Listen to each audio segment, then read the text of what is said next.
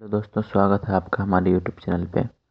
आज हम लोग सीखेंगे त्रिभुज के बारे में कुछ और बातें, जैसा कि हमने पिछले वीडियो में त्रिभुज के बारे में जाना था। ठीक है, आज हम त्रिभुज के बारे में कुछ सूत्र सीखेंगे और उसको अलग अलग भागों में बांटेंगे। ठीक है, जिसमें ये हमारा होगा त्रिभुज का भाग 2। तो जिसमें हम लोग सबसे पहले सीखेंगे त्रिभुज के कुछ सूत्र, त्रिभुज के कुछ सूत्र। इसमें सबसे पहले एक त्रिभुज लेंगे हम, जिसका शीर्ष ए होगा, शीर्ष बी होगा और शीर्ष सी होगा। इसी के साथ शीर्ष ए की सामने वाली भुजा ए होगी और शीर्ष सी की सामने वाली भुजा शीर्ष सी होगी और शीर्ष बी के सामने वाली भुजा शीर्ष बी होगी। और हमारा सबसे पहला सूत्र होगा त्रिभुज का परिमाप। तो त्रिभुज का परिमाप क्या होता है कि सभी भुजाओं का योग, सभी भुजाओं का योग अर्थात a प्लस बी प्लस सी। ठीक है, उसके बाद अगला सूत्र हमारा होगा त्रिभुज का क्षेत्रफल। त्रिभुज का क्षेत्रफल क्या होता है? 1/2 गुना आधार गुना ऊंचाई। ठीक है, अब इसके आगे हम लोग जानेंगे कि भुजा के आधार पे त्रिभुज को 3 भागों में बांटा गया, मतलब त्रिभुज का वर्गीकरण करेंगे हम लोग। भुजा के आधार पे सबसे पहला होगा हमारा समबाहु त्रिभुज। सबसे पहले क्या होगा? समबाहु त्रिभुज। तो समबाहु त्रिभुज जिस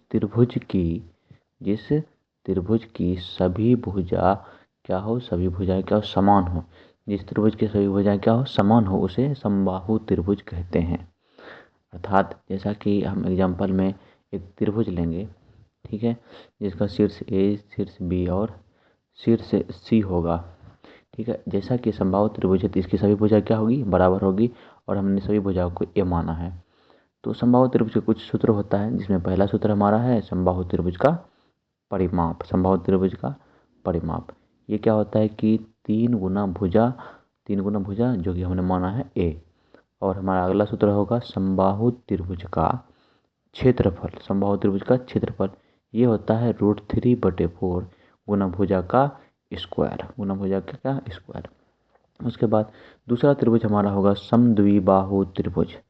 समद्विबाहु त्रिभुज क्या होता है कि जिस त्रिभुज की 2 भुजाएं आपस में बराबर हो, जिस त्रिभुज की 2 भुजाएं आपस में बराबर हो उसे समद्विबाहु त्रिभुज कहते हैं। ठीक है, जैसे कि हम एक त्रिभुज का एग्जाम्पल लेंगे जिसमें कि 2 भुजा क्या हो हमारी? समान होगी। जैसे एक त्रिभुज लिया हमारा, एक भुजा इसमें 3, दूसरा भुजा 3 है, दोनों भुजा बराबर है लेकिन एक तीसरा भुजा इसमें अलग है, तो 2 भुजा बराबर तो हो गया समद्विबाहु त्रिभुज। इसी के साथ अगला त्रिभुज हमारा होगा विषमबाहु त्रिभुज। विषमबाहु त्रिभुज में क्या होगा कि जिस त्रिभुज की कोई भी भुजा क्या हो? आपस में बराबर नहीं हो। जिस त्रिभुज की कोई भी भुजा आपस में बराबर नहीं हो उसे विषमबाहु त्रिभुज कहते हैं। जैसे कि हम एक त्रिभुज लेंगे और त्रिभुज की तीनों भुजा क्या होगी? अलग अलग होगी। एक 2 होगा, दूसरा भुजा 3 होगा और तीसरा भुजा क्या होगा? हमारा 4 होगा। तीनों भुजा अलग है तो इसका मतलब ये विषमबाहु त्रिभुज है। इसी के साथ साथ हम आगे बढ़ेंगे वीडियो में कि जिस तरह भुजा के आधार पर त्रिभुज के 3 प्रकार होते हैं, ठीक उसी प्रकार कोण के आधार पर भी त्रिभुज को 3 भागों में बांटा गया। त्रिभुज भी भुजा के आधार पर भी ये 3 भाग में होते हैं और कोण के आधार पर भी 3 भाग में होते हैं। पहला हमारा होगा न्यून कोण त्रिभुज। जिस त्रिभुज के सभी कोण 90 डिग्री से क्या हो? कम हो। जिस त्रिभुज के सभी कोण 90 डिग्री से कम हो उसे न्यून कोण त्रिभुज कहते हैं। और अगला हमारा होगा समकोण त्रिभुज। समकोण त्रिभुज क्या है? जिस त्रिभुज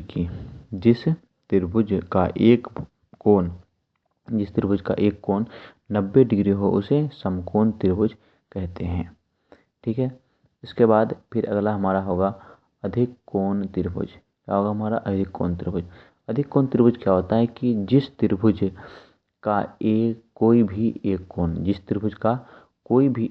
90 डिग्री से क्या हो? अधिक हो, 90 डिग्री से अधिक हो उसे अधिक कोण त्रिभुज कहते हैं। ठीक है, thank you for watching my videos.